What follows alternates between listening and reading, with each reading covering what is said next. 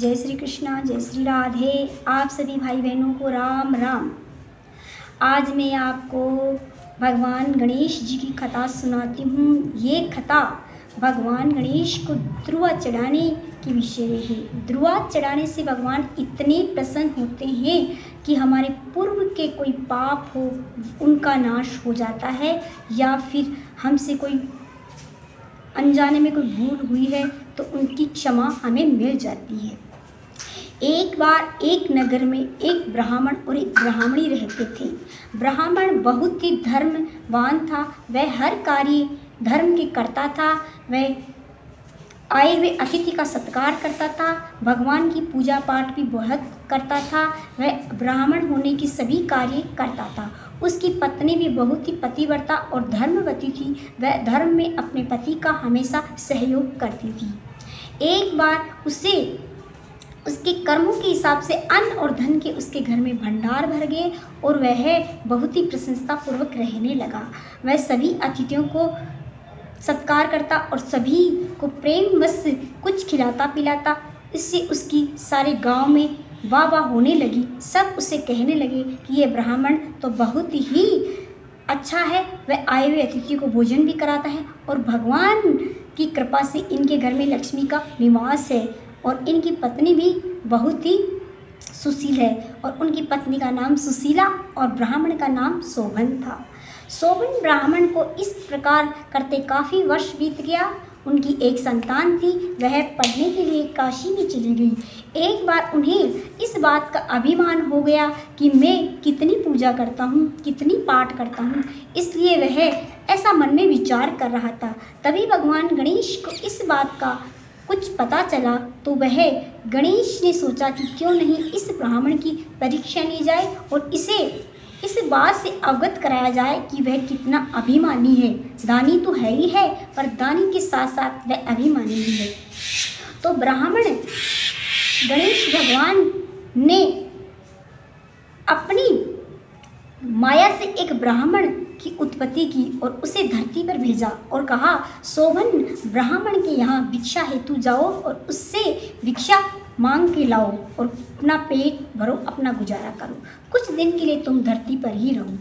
इस प्रकार भगवान गणेश की रचना से वह ब्राह्मण धरती पे आया और वो उसके पटे पुराने कपड़े थे। वह बहुत दरिद्र था, वह दुखी भी था। वह भूख प्यास के मारे तड़प रहा था। वह शोभन ब्राह्मण के दरवाजे पर जाकर खड़ा हो गया और याचना करने लगा, कोई मुझे भिक्षा दे, कोई मुझे भोजन दे। तभी शोभन ब्राह्मण को पता चला कोई याचक आया है। वह दरवाजे के बाहर गया तो एक फटे पुराने हाल में बुरी अवस्था में एक ब्राह्मण खड़ा है। परंतु उसे देख उसके मन में आया, ये कैसा ब्राह्मण है, दरिद्र दिख रहा है, ब्राह्मण जैसे उसके कोई निशान नहीं है। तब उसे प्रणाम किया और कहा, आप कौन हैं, आप मेरे दरवाजे किस लिए आए हैं। तब ब्राह्मण बोला कि मैं भी एक ब्राह्मण हूँ, मैं बहुत गरीब हूँ, मेरी दशा बहुत खराब है, मैं भूख प्यास से कई दिनों से तड़प रहा हूँ, मुझे भिक्षा दे दो, मैं भोजन करना चाहता हूँ। तभी शोभन ब्राह्मण बोला, मैं ऐसे किसी ब्राह्मण को भिक्षा नहीं देता जो ब्राह्मण के कोई उसके निशानी नहीं है और ना वह ब्राह्मण होने जैसा दिख रहा है। तुम तो इतने दरिद्र हो कि तुम तो कोई वेश्य लगते हो, कोई शूद्र लगते हो, तुम तो कोई कुकर्मी लगते हो, ऐसा उसे कहने लगा। तब ब्राह्मण बोला, मैं भगवान गणेश का भक्त हूँ, गणेश की आराधना करता हूँ, परंतु मेरे पूर्व जन्म के पाप है, इसलिए मैं इस धरती पर इस रूप में हूँ, परंतु मैं भगवान गणेश का भगत हूँ। तब शोभन को हंसी आई और बोला, तुम और गणेश के भगत, अगर तुम गणेश के भगत होते तो तुम्हारे घर में भंडारे भरे होते, तुम इस तरह दरिद्र नहीं होते। देखो, गणेश का भगत तो मैं हूँ, मुझे किसी चीज़ की कोई कमी नहीं है, मेरे घर के भंडारे भरे हैं, अन्न और धन की वृद्धि हो रही है, मेरी पत्नी भी सुलोचना है, उसे वह भी धर्मवती है, इसलिए हम दोनों पति पत्नी सुखपूर्वक अपना जीवन व्यतीत कर रहे हैं। तुमने ज़रूर कोई बुरी कर्म किया है, इसलिए तुम मनुष्य बने, परंतु तुम ब्राह्मण नहीं हो सकते। ऐसी बातें करते करते उसे काफ़ी देर हो गई। तभी उस दरिद्र ब्राह्मण को ने कहा कि आप मुझे भिक्षा दीजिए ताकि मैं अपनी भूख तृप्त कर सकूं। तभी ब्राह्मण भिक्षा देने से मना करते हुए बोला कि मैं ऐसे ब्राह्मण को भिक्षा नहीं दे सकता जो भिक्षा के योग्य ही नहीं हो।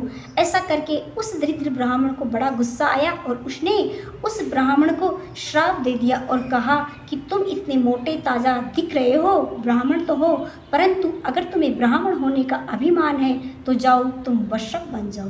तभी ब्राह्मणी बाहर निकल के आई और अपने पति को वृषभ बने हुए देखकर उस दरिद्र ब्राह्मण से कहा, तूने मेरे पति को श्राप से वृषभ बना दिया, जाओ तुम भी खर बन जाओ और गधे बनकर गलियों में फिरते रहो। तभी उस गरीब ब्राह्मण को और गुस्सा आया और उस ब्राह्मणी से कहा कि जाओ तुम भी वेश्या बन जाओ। इस प्रकार वह तीनों अपनी अपनी उस मनुष्य योनि को छोड़कर एक वृषभ बन गया, एक खर बन गया और एक पिशाचिनी राक्षसी बन गई। ऐसे करते करते काफ़ी वर्ष हो गए। तीनों जंगल में चले गए। खर दूसरी दिशा में चला गया और वृषभ दूसरी दिशा में चला गया, परंतु वह ब्राह्मणी बहुत नित्य नेम करने वाली और पतिव्रता थी, इसलिए वह पिशाचिनी बनकर भी उसे ये पता रहा कि ये वृषभ मेरा पति है। वह वृषभ के पीछे पीछे चलती रही और वृषभ की सेवा करती रही। वृषभ को हरी हरी घास उपाड़ कर लाती और उसे खिलाती, ध्रुवा ला के उसे खिलाती। इस प्रकार करते करते काफ़ी वर्ष बीत गए। एक बार क्या हुआ कि वह राक्षसी हरी हरी ध्रुवा तोड़ के लाई और वृषभ के सामने खाने के लिए डाल दी। तभी वह खर कहीं से घूमता फिरता आया और उस वृषभ की घास खाने लगा। पिशाचिनी को गुस्सा आया, क्रोध आया कि ये तो वही खर है जिसने हमें श्राप दिया था और उसे मारने के लिए दौड़ी। वृषभ भी दौड़ा और पिशाचिनी भी दौड़ी। दोनों ने खर को मारने की बहुत कोशिश की। खर आगे आगे भागता रहा है, परंतु उसे भी भूख लगी थी, इसलिए वह हरी घास खाने को दौड़ा। हरी घास के लिए वृषभ और खर दोनों दौड़ रहे थे और पिशाचिनी खर को भगा रही थी। ऐसा करते करते वह जंगल से दूर किसी गांव में आ गए और वहां गांव के सड़क के पास में एक गणेश जी का अद्भुत मंदिर था। उस मंदिर के द्वार पर दोनों जाके गिर गए और दरवाज़ा टूटकर दोनों मंदिर के अंदर प्रवेश कर गए। उनके दोनों के पंजों में हरी हरी घास ध्रुवा फंसी हुई थी, तो वह ध्रुवा जाके गणेश भगवान के मंदिर के सामने गिर पड़ी और वो दोनों भी गिर पड़े। उधर उस पिशाचिनी के हाथ में भी ध्रुवा थी। वह ध्रुवा हवा का झोंका आया, उड़ी और गणेश भगवान की सूंड पे जाके चढ़ गई। भगवान गणेश की आंखें खुली कि ये मुझे ध्रुवा चढ़ाने वाला कौन है भगत। तभी भगवान गणेश की आंखें खुली और उसे वही पिशाचिनी नजर आई।